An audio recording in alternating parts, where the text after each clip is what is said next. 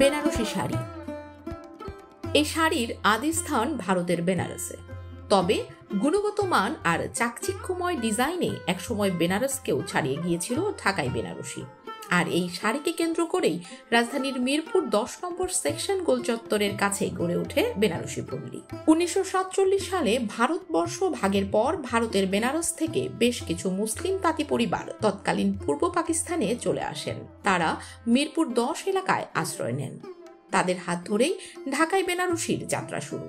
মুক্তিযুদ্ধের পর মিরপুর 10, 11 ও 12 এর বিভিন্ন স্থানে রিফিউজি ক্যাম্পে বসবাস করা আটকে পড়া পাকিস্তানিদের অনেকেই বেনারসি শাড়ি তৈরির কাজ বেছে নেন।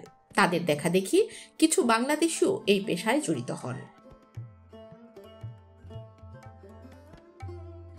বেনারসি শিল্প ও শিল্পীদের সংগ্রামের গল্প আজও মিরপুরের অলিতে গলিতে জীবন্ত।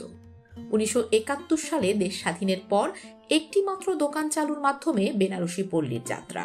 80-র দশকে এটি বেনারসি পল্লী নামে খ্যাতি অর্জন করে। তবে ফিকে হয়ে আসছে ঢাকাই বেনারসির চাকচিক্য। ভারতীয় শাড়ির দৌরাত্ম্য, কারিগরের অভাব ও উৎপাদন ব্যয় বেশি হওয়ার কারণে কয়েক দশক রাজত্ব করা দেশীয় বেনারসি শিল্প এখন ধুঁকছে।